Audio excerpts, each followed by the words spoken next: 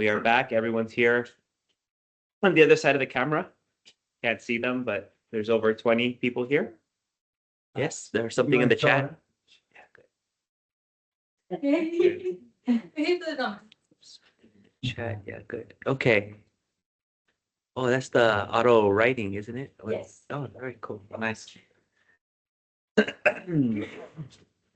Okay, so first,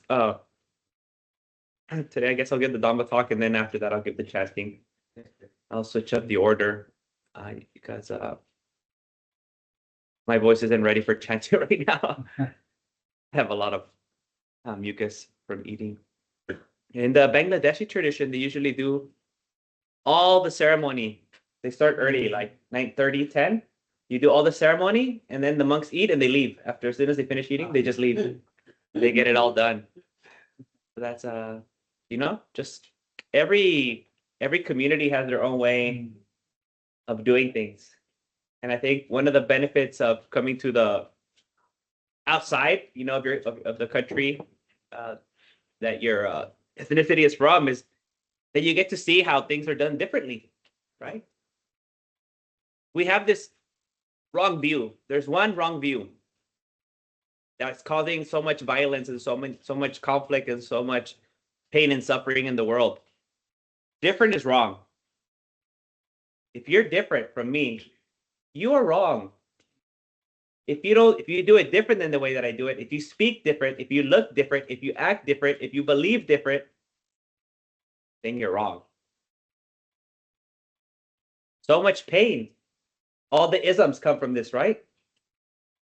Sexism, classism, racism, all the isms come from, you're not like me. Therefore, you're wrong. Not only is it wrong, but those things that are wrong are bad, right? Something that's wrong is bad. So not only are you wrong, but you're also bad. You're bad. Right? And no one wants anything bad, right? We have to get rid of the bad. So we need to get rid of you. That's how things lead up, right? So in the beginning, when you first think, oh, that's different, that's not how I would do it, and you feel dislike, or you don't like it, or you feel threatened by it, we should be very careful. It only takes 1 or 2 steps from that's different to we need to get rid of it or you. It's not a big leap. Sometimes we like to think that these people in history in the world right now who are doing these terrible things are very different from us. They're very far, right? There's something like, they're not me. They're like the embodiment of evil. There's someone very different. No, actually, there's someone very similar to us. Very similar. They're not that much different. Right? You notice even with your people that you love, one moment, you're very happy with them. You're so in love. The next moment, you're furious. Within a few seconds, how fast you can change, right? The person that you fell in love with, that you got married with, that you went on a honeymoon with, how do you feel about that person now? Is it the same? Right? Before, all these little things they would do, oh, that's so cute. That's so cute. Now that's so annoying. I don't like it, right? And that's a person that you really, really love and you understand a lot. For someone who is not so close and you don't have so much understanding about why they do the things the way they do them, when they do things wrong, it's very easy then to make them different and push them away. And there's where all this pain comes from. And that's why the Buddha invites us to practice dana, sila, and to practice the Brahma Viharas from the point of view of being able to understand others as ourselves, to be able to put ourselves in other people's shoes. He says, as am I, so are they. As they are, so am I. Taking this into consideration, one shouldn't kill or ask another to kill living beings. Right? It takes, the first step is the step of empathy. Right? Empathy means putting yourself in the other person's shoes, right? Putting yourself into their head. And trying to see how it would be if you were on their side, right? When you make a mistake, when they make a mistake, right? How should we treat people? When I make a mistake, everyone should forgive me and be very compassionate, right? Very understanding. My intention was good. I made a mistake. I'm sorry. Please be nice to me. Forgive me. But when you make a mistake, you should have known better. How many times have I told you? How many times have I told you? No. As am I, so are they. As they are, so. How would I, if I made a mistake, how do I want people to treat me? Okay. They are just like me. I'm going to treat them just like the way I would want people to treat myself. That's how we start, right? That's how we start. So in the same way that I would want people to be generous with me, then I'm also generous with others. So we practice dana, giving. We're not going to wait around for someone else to start the giving. Once we recognize this, that other people are also in need, right? Other people are also hungry. Other people also need clothing, right? It's natural. When you see someone else and you see that they're like you, if I was hungry, what would be helpful to me? How would I want people to treat me if I was hungry? Oh, I'd want someone to give me some food. If I didn't have any clothes, if I didn't have shelter, what would I want for myself and my family? I would want someone to give us shelter. I would want someone to clothe us. Naturally, right? If you, for some reason, were to end up hungry, without clothes, without food, and you were in the streets or somewhere, your initial kind of motivation or intention would be like, I need to help my family. I need to do something for us. Right away, you would just feel it, and you would start doing things. You would do whatever you have to do to provide the resources you can for your family. Maybe some of you have been in this position, right? In the position where you needed help and you've had to go out and ask for it. How was it when, that friend, that family member, that neighbor, that social worker, that other maybe government employee was there, right? Let's find you a place to live. Let's get you some food, right? Let's connect you with other people like you so you can talk to them and listen, right? Or maybe you get sick, right? And then the government kind of helps you a little bit, or someone gives you a loan or whatever you need to do to help you with to get better. How did you feel in those moments, right? When we see other people in the same situation, we need to think the same, but we often don't, right?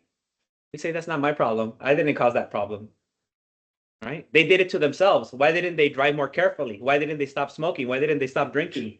Why were they eating all desserts? Now they have diabetes. That's their problem. Yes, that is their karma, and they're going to experience it, right? But regardless of what their karma is, we still have a duty to help others, regardless of what they did. Imagine there's a person who drinks, goes to the pub, drinks, gets in their car, drives, gets in a car accident, right? The paramedics come, right? Rescue comes. They see him. They smell alcohol. Oh, he's a drunk. He did it to himself. Let's leave him there. Let him die. Is that the right answer? Is that the right response to someone in suffering? Did they do it? Are they responsible? Is it their karma? Yes.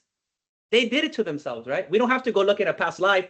In this very night, we know what they did. Their karma. But our natural response should be to help. When they take him to the doctor, when they take him to the hospital, the doctor doesn't go, oh, is he an alcoholic? Does he have any criminal activity? Was he a good person? Was he a bad person? Doctor doesn't care, right? Doctor will help regardless of what the person did, right? Sometimes even the patients fight with the nurse, with the doctor, and they still help. That should be our attitude, to help others, because we know how it is to be on the other side. At some point, all of us here have been in pain, have been in suffering, have been missing something. Maybe we even grew up in a beautiful house like this one, right? And we have all the things, but maybe we don't have a person that we can trust. That's a big problem nowadays, right? Feeling isolated, feeling lonely. You have everything, and you have thousands of friends on Facebook, thousands of friends on Instagram, thousands of friends on TikTok, followers, but in real life, you have no one you can trust. Even to your parents, you're scared to say what's really happening. Maybe even to your old brother and sister, you don't trust them to say what's really happening in your life. That's sad. Right? We would want, if we were in that position, someone to reach out to us and be like, let me help you, please. Maybe I can't change your situation, but you don't have to go through the situation alone. But that comes from this first step that the Buddha told us. Seeing ourselves as others and others as ourselves. Many people think about Dhamma as punishment and reward, right? Or they think about rebirth as punishment and reward. Or they think about, the reason to practice metta is for me to be reborn in a heaven or things like that. Or we think about practicing dana so we can get good punya karma, right? Meritorious actions in the future. We practice sila also so we can avoid hell. But that's not the purpose. That is not what the Buddha taught us. That's not the way to do it. If you're doing it that way, it's fine because at least you're doing good. We don't want to stop you from doing good. But the real meaning behind it is to be able to see how it is on the other side, right? We give not because we're trying to gain the Buddha's favor, right? Not because we don't want King Yama to punish us. We give because we care. That's what the whole point of dana is, to give. Not because we're trying to be karma millionaires, right? Why do we practice sila? Not because we're scared of going to hell. Not because we're scared of our mom and dad telling us, oh, you're not practicing the precepts. But we practice sila because we do not want to hurt. We don't want to cause harm. Because we wouldn't want someone to hurt us. That is the whole point. So we're kind and generous to others. We practice dana, sila. We practice the Brahma Viharas, metta, karuna, mudita, upeka. Because we would want the same for us. That's the whole point. Right? We see that other people, humans, animals, angels, devils, gods, even the ghosts that everyone's scared of, they're just like us. They're in samsara too. What does that mean? That they're suffering too. That they're in pain too, just like you. That hungry ghost that scares you sometimes, maybe things move around the house. You're scared of them, but they're just as scared of dying too. They don't know whether they'll be reborn after being a hungry ghost, right? A preta, a peta. They could go even more down and be in hell because they were a very naughty ghost, right? Even they have that fear. The gods, the angels living in such pleasure, right? They also have the fear that they'll come back down, right? It's said that the worst dread in all of samsara is to be a deva in your last minutes and know that you will be reborn in a lower realm. They say that's the worst dread anyone can feel. There's some examples. The Buddha says, imagine a person who wants to live and doesn't want to die. A person who doesn't like pain and wants pleasure. And they would, a group of men would grab this person from arms and legs, and they would take him to a cesspool, right? So like a septic tank nowadays, right? And they would hold him over it, and they're about to release him. How would that person feel? Oh, they would fight, they would kick, they would scream. They wouldn't want to be thrown in that urine and excrement and all those nasty things that are in the septic tank. In the same way, when the devas are about to pass away, they see where they're going to be reborn, and they start fighting and shaking and so scared that they're going to be thrown into the filth. That's why the devas don't come visit us. Many people say, where are all the angels? Where are all the gods? When's the last time you put your head in the toilet? Have you ever looked to see if there's any life in the toilet? Does that mean that there's no life in there? There can be. Sometimes there's like insects, maybe here in Australia, a snake. You never know, right? But we never check. We never check. Right? So the devas also, they don't want to check here. We're too smelly for them. They don't like it here. But even the devas, they also feel fear. All beings feel fear. All beings have suffering. This is what we need to recognize. Right? This is what we need to recognize. This is what one of the knowledges that the Bodhisattva under the Bodhi tree understood. First, he saw how he suffered in many lives, and also how he did good in many lives and had happiness, right? 1 life, 2 lives, 10 lives, 100 lives, 1,000 lives. He saw, in this life, I behaved this way, and then I got these results. In another life, I behaved that way, and I got these results. And then we look at the Jataka stories, and we see the Buddha as an animal. We see the Buddha as a human. We see the Buddha as a god. We see the Buddha as many things. And we see that the Bodhisattva also experienced a lot of suffering, right? He was able to see all this suffering in my life, but that wasn't good enough for him. He used his special vision to look out into the world. And in this very moment, he saw beings passing away and being reborn according to their actions. This person lived this type of life and they were reborn like this. this animal lived this type of life, and they were reborn like that. And then he was able to see the connection. Just like me, according to my behavior, according to my actions, I experimented the results of good and bad actions. Other beings too. Just like me being reborn a human, they were also born in humans as humans. Just like I was in the past born as a deva, they were also devas. Just like I was in the past born in hell, I was born in the hell. They're just like me. They're all going through this samsara, through all the different levels, suffering, going through pain, having to lose everything that they love. They're just like me. Having this understanding, then after these two knowledges, then he got the third knowledge, right? The third knowledge of the asavas. What is that's causing this problem? And because of this, he was able to understand and see completely paticca samuppada and see how tanha, with independent origination, paticca samuppada, is the fuel that keeps this cycle of suffering going. Tanha, this craving. And all beings have this. So once we understand that all beings are looking for sukha and trying to avoid dukkha, right? When they do something foolish and maybe they bring themselves dukkha or us dukkha, we say, oh, that could be me. That was me in the past. And just like Mahamoggallana saw that he was Mara in the past, right? One time Mara appeared inside of the stomach of Mahamoggallana. And Mahamoggallana said, I know you, Mara. I see you. Mara says, how do you know me, Mahamoggallana? How do you see me? I know you because I was a Mara in the past. If Mahamoggallana, right, and he is an Arahant, the second chief disciple of the Buddha, was reborn as a Mara, most of us have been, I don't think any of us are as good as Mahamoggallana, for sure. At some point, all of us were Mara in the past, right? Mara's also looking for happiness. Mara doesn't like pain, right? And Mara's supposed to be like the boogeyman, the worst person, right? So a thief, a person who steals, they're not as bad as Mara. They're not as bad as Mara.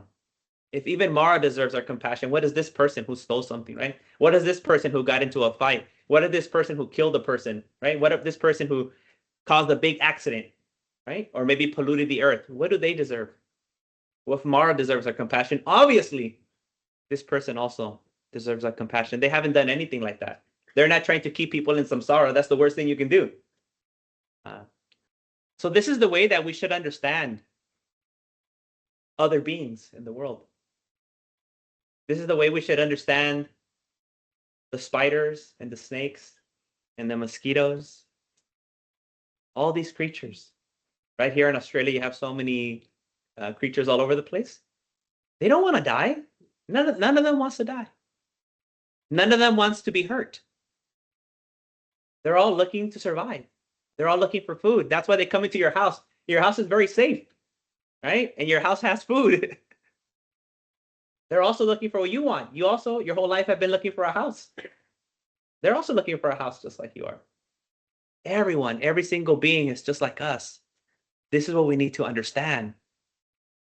But it's hard. You've read this in the suttas. Monks have told you about this. But when someone honks at you, when someone cuts you off in traffic, you don't see them like that. We see them as other, as different. When someone that you don't recognize in your community is walking by or driving by, who is this person? I've never seen him here. Right? You make them other. Maybe they don't belong here. Maybe you grew up in a certain neighborhood and now a new group of people start coming in. What are they doing here, right? They're trying to take away my stuff. You start making them different. And once we start making them different, it's easy to justify treating them badly or speaking badly about them. So that's how all these problems in the world start. Because we don't have the right view. Michaditi, we don't see clearly. Our vision is covered by Lobha, Dosa, Moha. Our vision is covered by the Pancha Nivaranas, the 5 hindrances. By all the kilesas. By all the asavas. We can't see clearly. Many people here have practiced vipassana meditation. What is vipassana? Vipassana means to see clearly, right? We know that we should see clearly. We're trying to see clearly. But in everyday lives, we kind of fall back into our own patterns. These are the glasses that I like. I like the glasses that make me feel comfortable, the glasses that don't make me responsible for other people's problems, the glasses that let me be mean to people, the glasses that let me be greedy to people. These are my comfortable glasses. These are the nice ones. instead of wearing your prescription glasses for you to see clearly. You want to wear the ones that you like because it's convenient for us. It's very easy for us to keep doing things the way we do them. You know, in a world where the main principle of the world, the main law of the universe of reality is change, impermanence, instability, trying to find stability, right? Trying to stay a certain way just causes more suffering. You're going against reality. So what do we need to do? Buddhism is all about understanding change and working with change. We need to change. In order for you to free yourself from samsara, you also need to change. Not only your husband or your wife or your kids, not only your neighbors, not only the government, not only the prime minister or the neighboring country has to change. We need to change too. We need to change. It's when we change and we learn to let go, when we learn to forgive, when we learn to be kind, when we learn to be with whatever arises instead of trying to run away.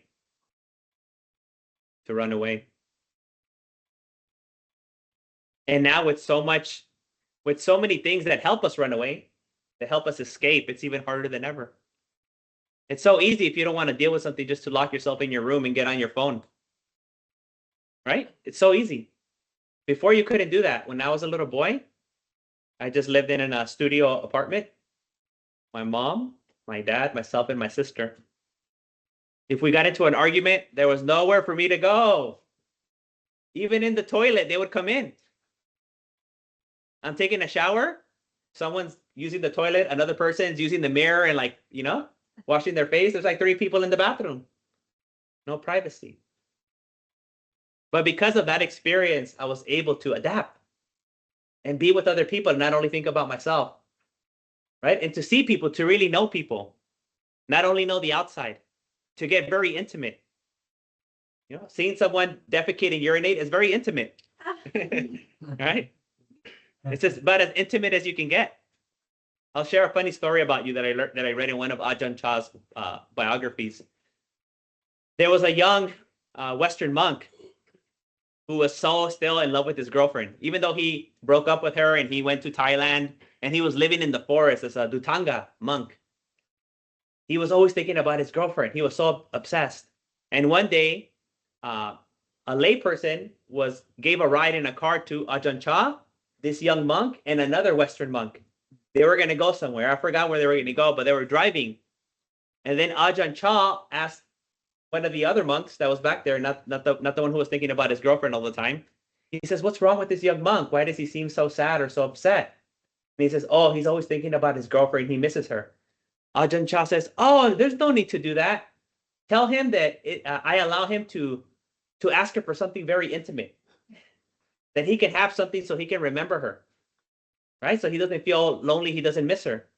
So then the monk goes, Ajahn Chah, Lumpo Cha said that you can write a letter to your girlfriend and she can send you something for you to remember her by. And the young monk's like, "Oh, that's great. I was missing her so much. It would be so nice to have something from her. But I don't know what's appropriate. What would be appropriate?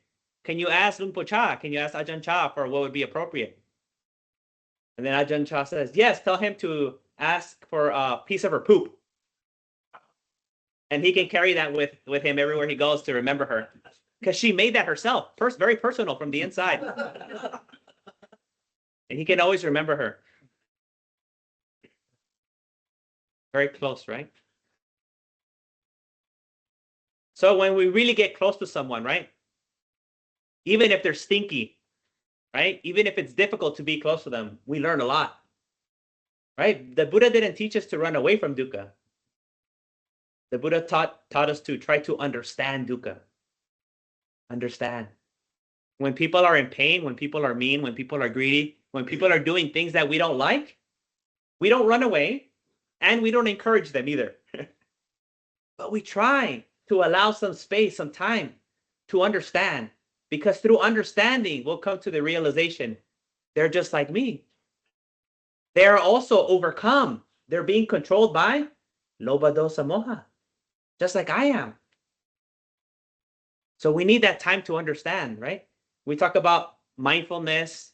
We talk about being in the present moment. But it's not to escape from your problems. Mindfulness and being in the present moment is for you to look, right? Look at the poop. Look at that poop, right? What is it all about? What is that thing that you don't like? Pain, suffering, that person, the snake, whatever it is. What is it? What's happening here? Oh, they're just trying not to suffer, and they're just trying to find happiness in whichever way, even if it's misguided, they're trying to find happiness in some way. This is the kind of cognitive shift that we need to make. Right? We need to change our perspective. We need to change our view. Once we're able to do this, it's easy to practice Dhamma. You know, you don't have to convince yourself. You don't have to tell yourself, well, if I don't do Dhamma, I'm not a good Buddhist. If I don't do Dhamma, maybe I won't have good karma to reborn in heaven. You don't have to tell yourself any of those stories because you just feel it in yourself. I want to give. You don't need a story. You don't need an excuse. You feel it. You just give. When you understand this, when you're angry at someone, you say, oh, I won't harm him because I don't want to get in trouble, because I don't want to get fired, because I don't want to go to jail, because I don't want to go to hell. No, you don't harm him because you know, oh, I would never want someone to feel pain. I don't want to bring pain into this world, into this person. Not because I'm supposed to be a good Buddhist, therefore I shouldn't harm him. No. So it's easy to practice the Eightfold Path. It's easy to practice the Dhamma once you have this understanding. That's why it's all based, the whole path, Eightfold Path, is based on right view, samadhi. If you don't have right view, then why would you even care about other people, which is samasankappa? Why would you even speak nicely to other people? Yeah, if you don't understand the purpose of it, or have right actions or right livelihood or any of the rest of it. You need to focus on this understanding, which means getting out of the way you see the world. And some of us are so comfortable. And the older we get, the more fixed our view gets. It's a little bit more challenging, right? But we need to challenge ourselves to look beyond our own home and the way we see things. When someone tells us an idea that's different than ours, we should take time to try to understand that idea. Instead of going with our initial reaction of, oh, I don't like it, right? I don't like, even if it's horrible, we should try to understand how did they get there, right? No baby is born evil, right? You don't see babies coming out like that. Something has happened to lead that person to where they're at now. If we understand that, we can help other people from kind of falling to that same pattern and ending up where this person went. If we don't take the time to understand, things are just going to continue as they go on. That's why nowadays we're more focused on after the fact. After something happens, then we try to cover it up or we try to punish you. But after everything, even with our own health, right? We don't eat healthy. We don't go to the gym. We don't probably go to all our doctor's appointments. Not until we get sick. Okay, now I need to start eating healthy. Now I need to start exercising. Now I need to go to the doctor. You should have done that all before. All of that before. Instead of waiting for the consequences. But that's how our legal system works, right? That's how our ecological system works. That's how even our community like care systems work. We're waiting for something bad to happen and then we try to come in after the fact. No, we need to be proactive. We need to focus on prevention. Right? As soon as you have this understanding, right away you start acting in this way. As soon as you understand this, you don't wait for your wife and try to convince your wife to be like you. Right? And then I'll be nice to her once she understands and is nice to me.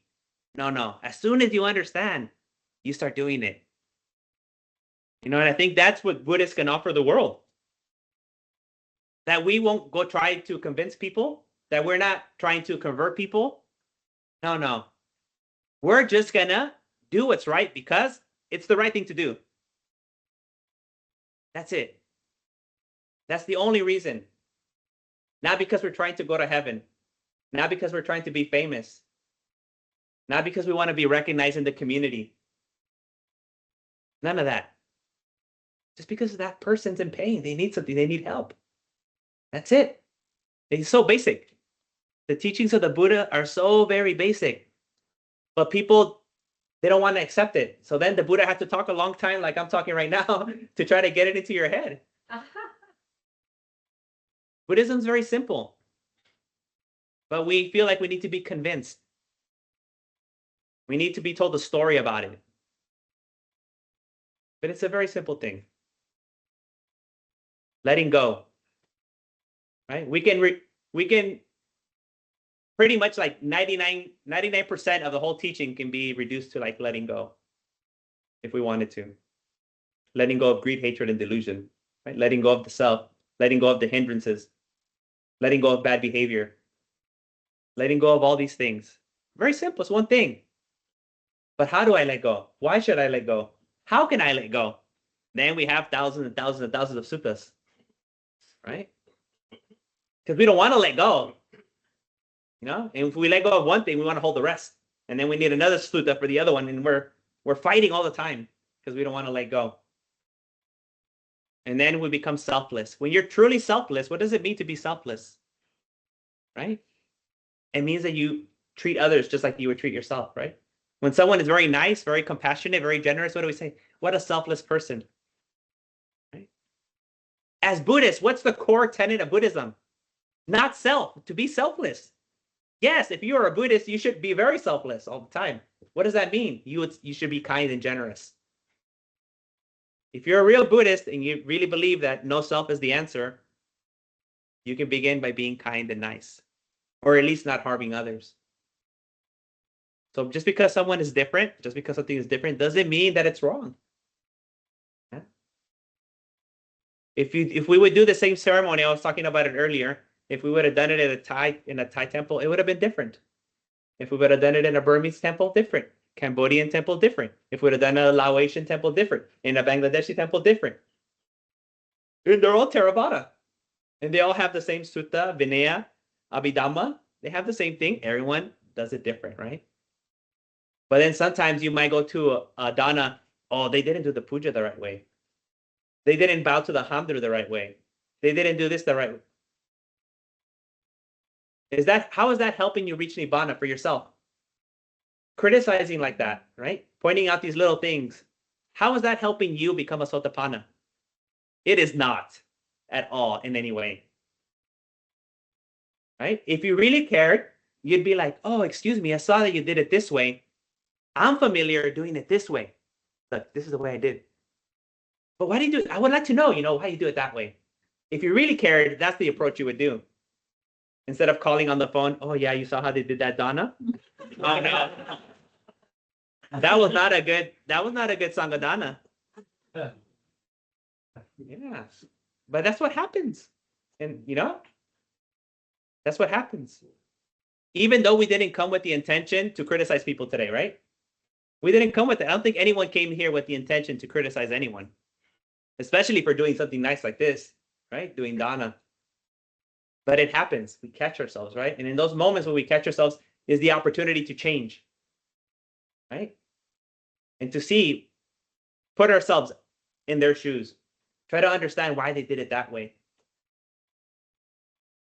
But the reality is that it's difficult because these things are so ingrained into us. Right? They're called upa-kilesas. Kilesa is a defilement, a contamination. Upa means like very close or inside, right? So all these contaminations like greed, hatred, and all these other ones, they're so inside. It's so difficult, right? To get rid of them. But we only have two options. We keep them and we continue suffering, or we work on letting them go. And maybe sometime later in the future, we can have happiness. But if we don't work on it, happiness will never happen by itself. Right? You can stay at home waiting for the love of your life to show up. They're not going to come. They're not going to knock on your door. Oh, I've been waiting for you. Please come outside my whole life. That's never going to happen.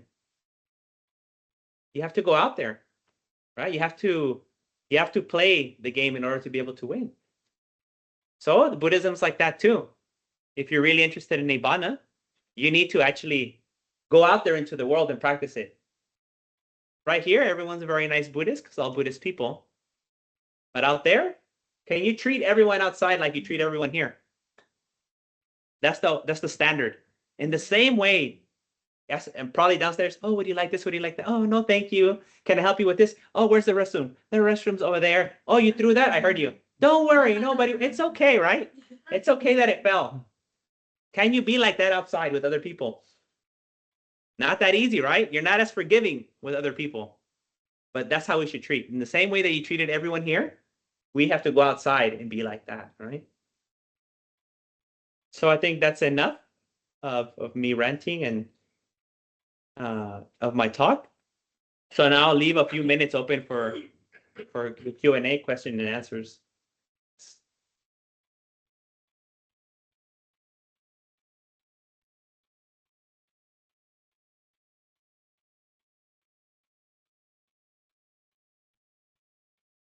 I have a question. I guess I've got a question about practice. Mhm. I don't even know what it's form as I speak. I guess the challenge that I have at the moment is that I go into certain environments and maybe I agree to go to that environment because maybe there is some sort of sensual pleasure or something I'm attached to still, and also I see some good in it, you know. Some kusala, some wholesomeness within that environment. And then I leave. Oh, I'm reflecting on yesterday. I leave the environment. And I feel drained. I feel exhausted, and my reflection is actually it wasn't enough kusala. Like it was, or my upekkha is just not strong enough to be in that environment that there's just suffering. It feels like there's just suffering everywhere. I don't know. So I'm just reflecting on that. How navigate the world. I'm a big believer in keeping it real. Yeah, we got to keep it real with ourselves. We have to know our capacity and balance that with our intention. So we have an intention, and then we actually have what we can actually do, what we can tolerate. And it's something that everyone for themselves needs to kind of figure out, because we're all different, right? But if you see that it's becoming more akusala than kusala, it's a good time to start backing away, right?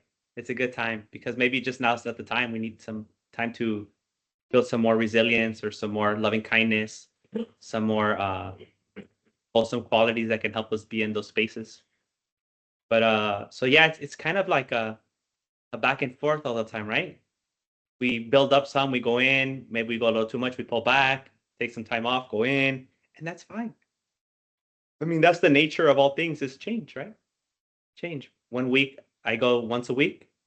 Next week, maybe 2, because I felt that I can handle it. Oh, 2's too much. No, I only go once. I go back to going once. Maybe that once is still too much.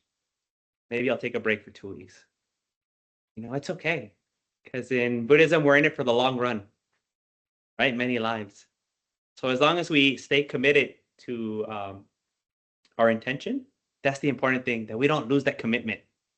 And, little by little, we'll, over the years and over lives, these kind of wholesome things of going into these spaces, right? And being of service, or trying to point out to people, how things could be different, will bring some wholesome results. But it's really about taking care of oneself. As the Buddha said, by taking care of oneself, one takes care of others, and by taking care of others, one takes care of oneself, right? So we're always kind of in this little dance.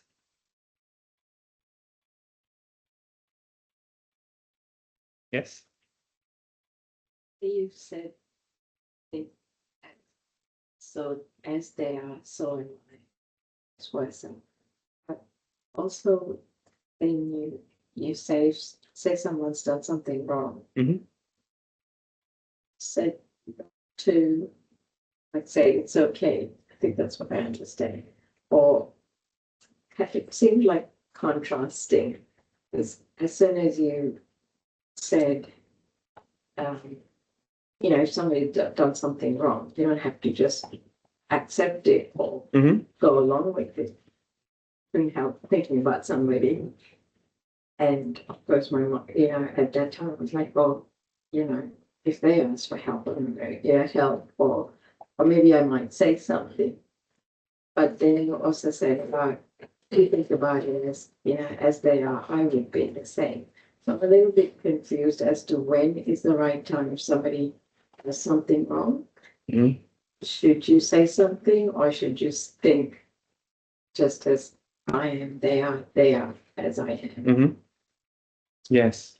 So then I also said we shouldn't run away, avoid the situation, but we also shouldn't contribute to it, right?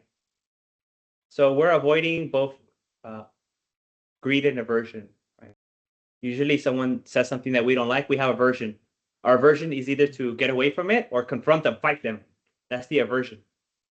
The greed is like, oh, well, keep doing it. That's great. Like let them do maybe you also have that bad intention. So you say, that's fine, go ahead and do it.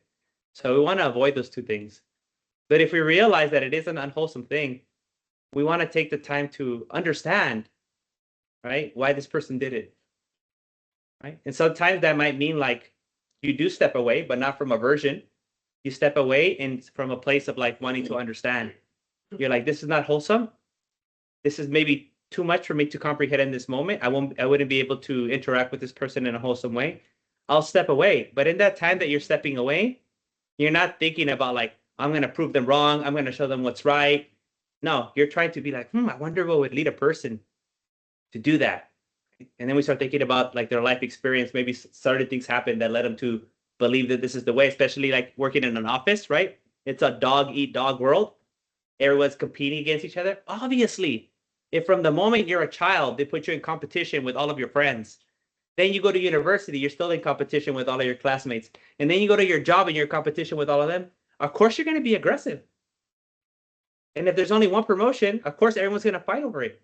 Just like if we're all starving here, there's only one piece of food, right? Everyone's going to be trying to get, of course, they're going to act that way. So now we begin to understand why that person was like that, right? Why they were saying things behind our back. They're trying to maneuver themselves into a higher position because that's what we've all been taught our whole life. That we need to compete against each other, right? And then when we do talk to them and we do point it out, we try to do it in a way where it comes to from trying to help them, not out of our resistance that we don't like it. Because most of the time we try to help people because it's coming from that we don't like it. Or we can't tolerate it. It's too much for me, right? Your pain, your suffering is too much. I can't tolerate it. It's overwhelming me. Then in order to get rid of my pain, I need to make sure that you get rid of your pain first, right? But it's really about yourself. It's not about the other person. So we need to be kind of to like what Mu was saying. It's kind of up to every person. So it's only kind of these principles that we need to understand. And then as we apply them more often and more often, it becomes intuitive and we get better at it. So the Dhamma is just like a language, like learning another language, as we're talking about languages. How long is it going to take you to learn a new language? How long does it take you to be fluent? All right. So loving kindness is also a language. How long is it going to take you to really act and speak from a place of loving kindness? Probably years, right? And we never may sound like a native speaker. We may never be native metta speakers, native karuna speakers. It's hard, right? People study their whole lives and sometimes they'll never they get the perfect accent.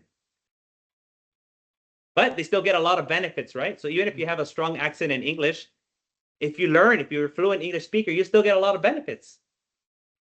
So we shouldn't be dissuaded even if we find that we haven't perfected it.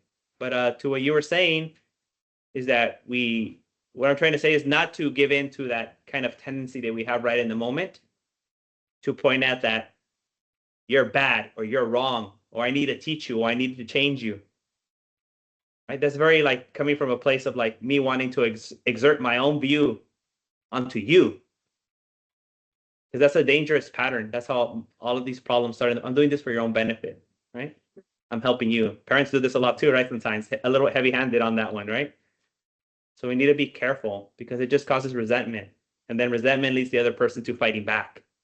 And if this happens in large scale, then there's a huge resentment in a certain community, in a certain nation, and they lash back. And then that's how we get wars. Right? So everything that we see in our everyday lives with our own family members and friends is the same thing that happens in the micro level than in the macro level.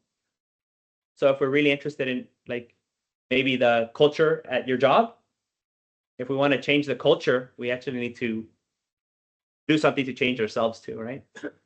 And set the example. Usually the person who sets the example in corporate culture is like the CEO, right? And everyone else, the top down, but it can also happen bottom up. Bottom up change. It's probably a little bit more difficult. Yeah.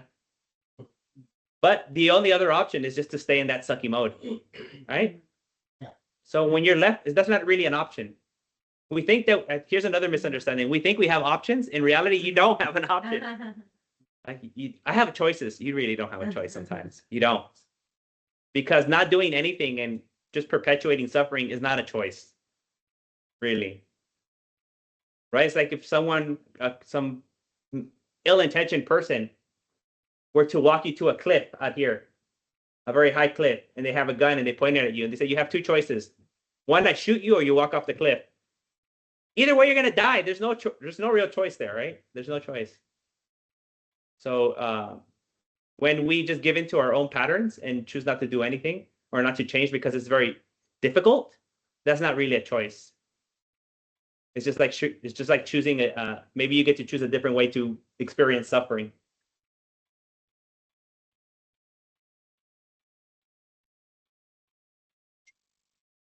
Where the compassion comes. Mhm. Because when the people are angry or sort of, their eyes shut and the ears shut. Yes.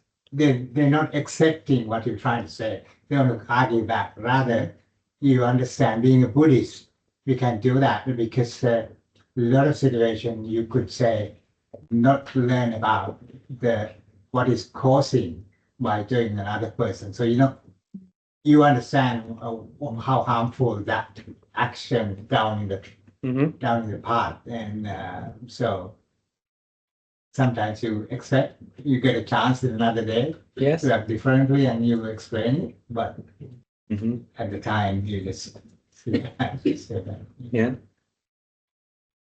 Yes. So this one day, the perception of other, does it come because of self? You have to refer it to yourself. Mm. The other exists to respect yourself, Mhm. to what you consider as yourself.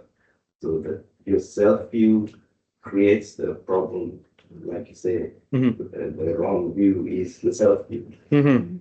Mhm. Is that correct? Mhm. Here, when it says "as I am, so are they," we're talking about two things actually. One is that I don't want to be hurt. I don't want suffering. And I want to be happy. Happy in the sense of like spiritual happiness, like I really want to be happy. So you say, this is what I want. Then you just extend that to others. That person, they're a human. I guess they're a human like me. If they're a human like me, they must also not want to suffer and want to be happy. In the same way that I would like to attain Nibbana, that person, they also are looking for Nibbana in their own way. They don't know what it is, but somehow they're trying to get there. Right? So in the same way that I would want someone to support me in this, I'm going to support them. And there's where it really comes from. This kind of understanding of dukkha and sukha, right? Of sentient beings suffering in samsara. Because it's very obvious to us when it's like our mom or dad or children, right? We don't want them to suffer. We protect them from danger. We just need to extend that to others, right? That's why in the Karaniya Metta Sutta, the Buddha says like a mother, right, would sacrifice her life for her one and only child. To that extent, we should too also cultivate a mind of metta. So that example is there of like embracing all and wanting the concern for the welfare of all beings. So it's something that you already know because you do it for yourself and you do it for your family members. We're just trying to make it bigger, bigger, bigger, bigger, bigger, bigger, bigger, bigger, bigger, bigger, bigger, until we encompass all beings. Sabbe satta bhavantu sukhitatta. All beings in the world. So it's not something that you have to go out and look for. It's already there. Mhm. You just need a little more water, a little bit more sunlight, right? A little vitamins in the soil, and then it comes up. It's already there. And you get 11 immense benefit Mhm. by doing it. Yeah. Just when was it? A few days ago, on Wednesday, Simpson and I were walking in downtown, and we're just minding our own business walking.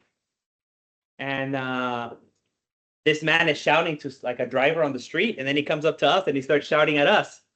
And then he asked me, "Are you a Buddhist monk?" And I said, "Yes." And then he said some bad thing to me. Yeah, and he was very like agitated and everything. And I was, "Oh, okay, yes, nice." And he walked in front of us and he kept acting aggressive. Yeah, and then since we didn't pay attention to him, I mean, I was paying attention to him, but we weren't feeding what he was giving us. He just turned his attention to somebody else, Then he had some problem. Obviously, he had some problem. More than just being angry at that moment. There was something else going on with him. But at no moment was I ever upset at that person. Even I forget exactly what he said, but he insulted me in some way. Swearing. Yeah, swearing. It didn't affect me. I understood it, but it didn't. My chitta didn't move. I was just like, oh, yeah. Of course, a person who's in that much pain, they're gonna scream, right? If someone were to get shot by a bullet and they have to pull the bullet out, that person's gonna scream because they're in pain. This person, someone has shot them. Something happened in their life where they have this deep pain.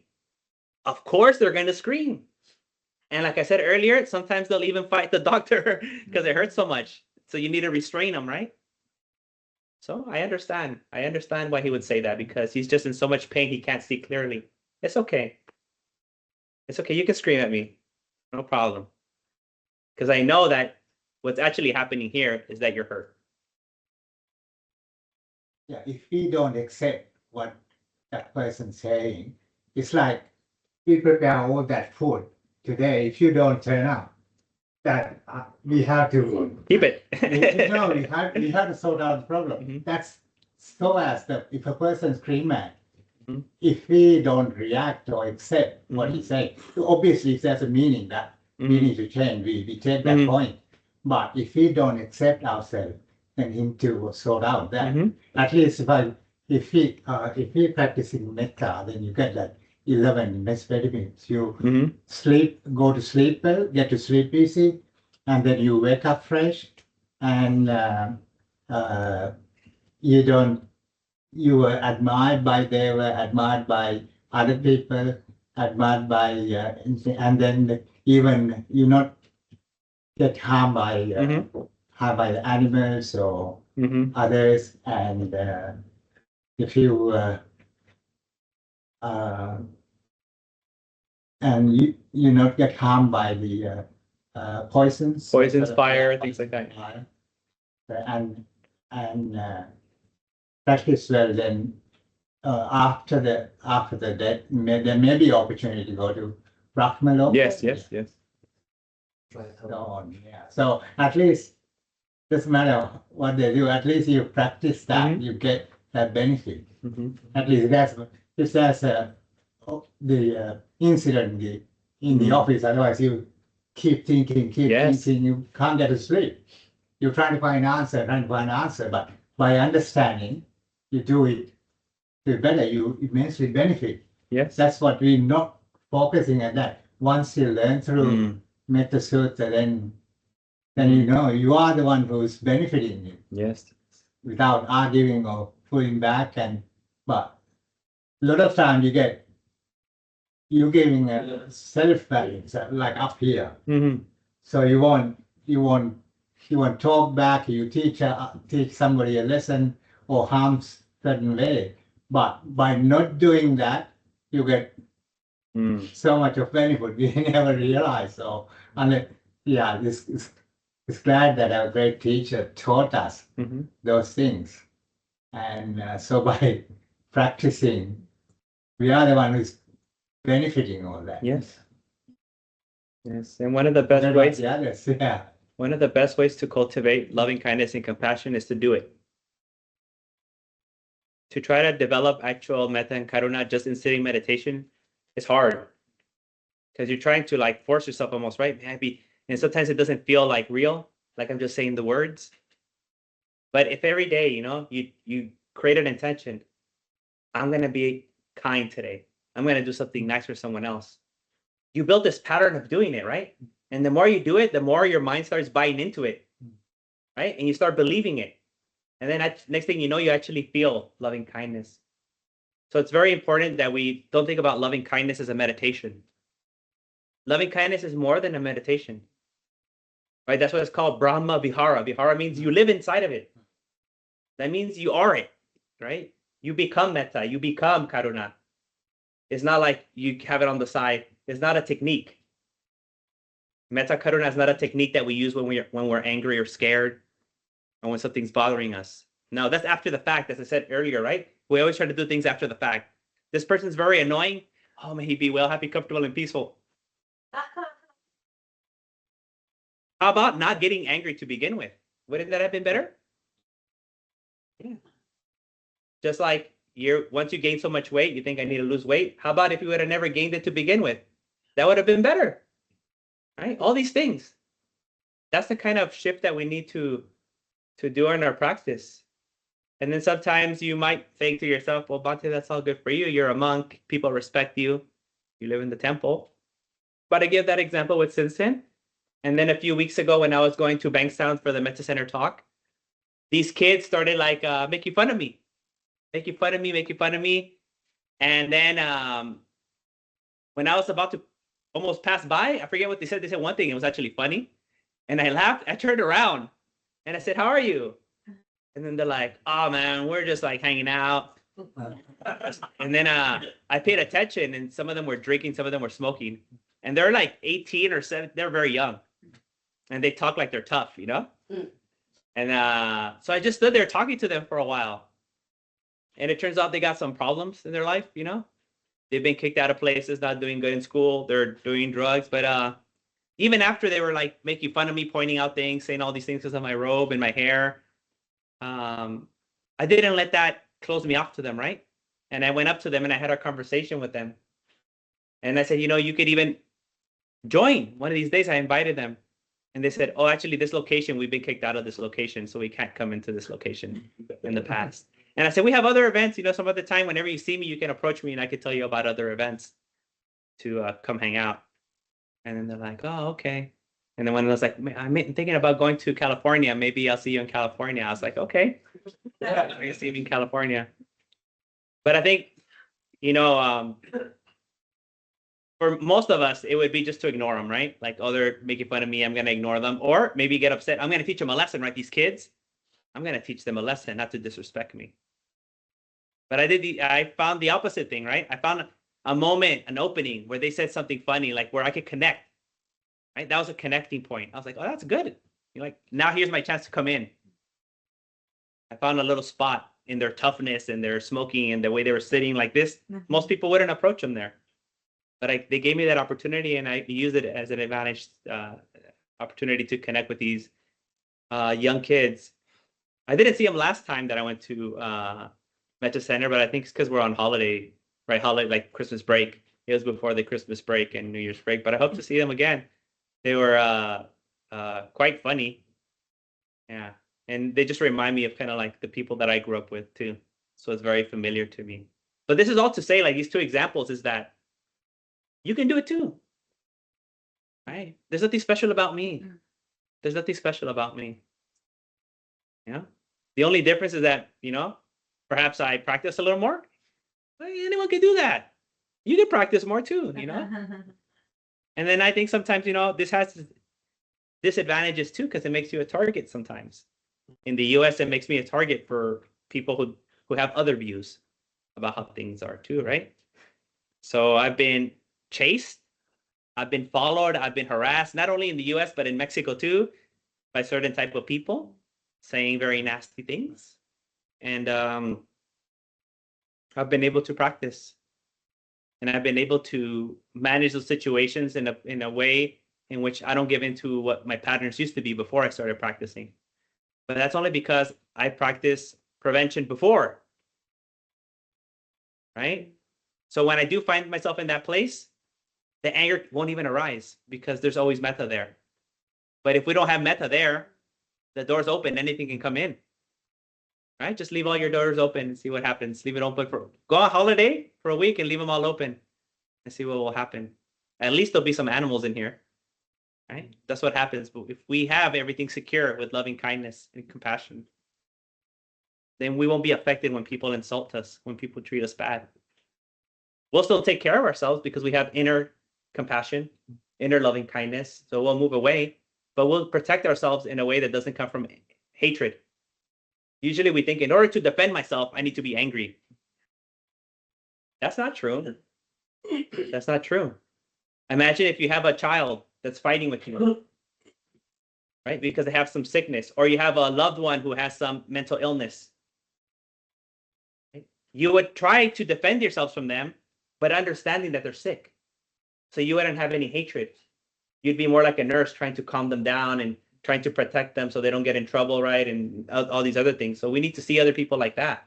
In the same way that a mother sees her child, in the same way that a nurse sees the patient, right? They still protect themselves. Mother still protects herself. The nurse still protects herself. But we do it from a place of loving kindness and compassion, not from a place of, you did something wrong to me. Now I'm going to show you the consequences of this wrong thing that you did to me. So it's basically doing most of the stuff that you already do. The only thing that changes is your perspective and your attitude. Yeah? That's really the difference, the quality. And we know this because what did Buddha say about kamma? What did he say about actions? What's the most important thing about kamma? What is it? Intention. So all I'm asking you to do is have a change of intention, right? You still pretty much live the same life you do now.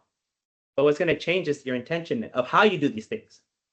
Do you do them because you're being forced to? Do you do them because you want to be a good Buddhist? Do you do it because you want fame? Do you do it because you want to be recognized? Do you do it because you don't want to go to hell? Or do you do it because you know it's the right thing to do and you like doing it? That's it. Do what you normally do. All it's the transformations inside, right? That's it. That's the real change that we need to make here.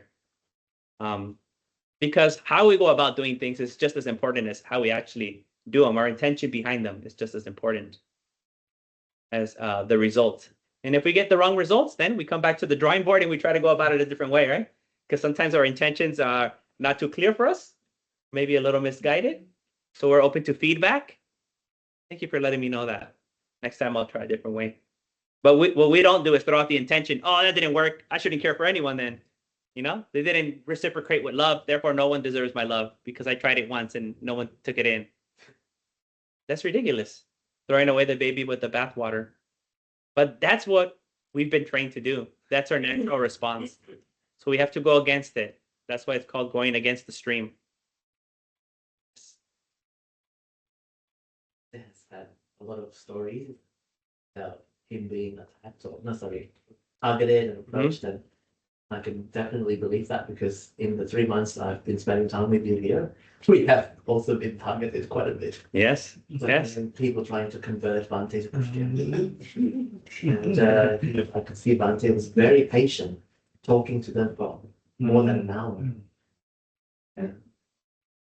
Yeah, and not trying to prove them wrong at all. Not trying to, not even trying to share Buddhism with. One would be to get defensive, right? And point out the flaws in their arguments. Another one would be to attack them the same way you're trying to convert me. I'm going to try to convert you too. But no, I'm interested. Let me know, please. This is something that's very important to them. It gives them meaning. It makes them happy. I want them to be happy. Go ahead, you talk to me. If it's going to make you happy, I have an hour to make you happy. Why not? I actually do have an hour. Maybe you have to take care of your kids and go to work. You don't have time. I have the time. So why not? Why not? And then they're going to have that in their head, right? Oh, that Buddhist monk, he listened to me for a whole hour, right? And he didn't try to teach Buddhism or he didn't try to prove me wrong. He was such a nice guy. They have a different view about Buddhism. Even though he has a weird fashion sense, he's a nice guy.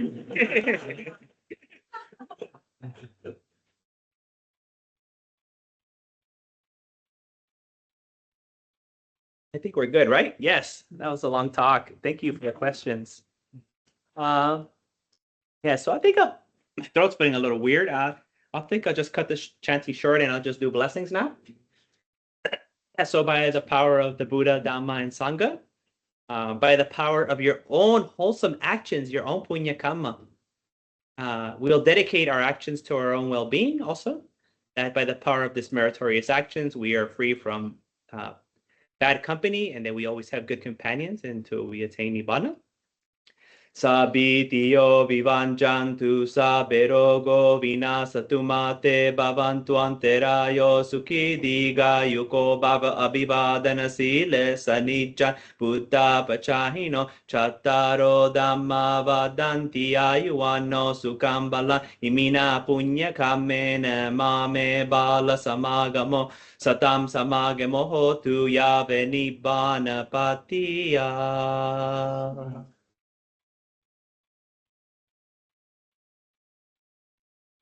Hey, thank you, online friends.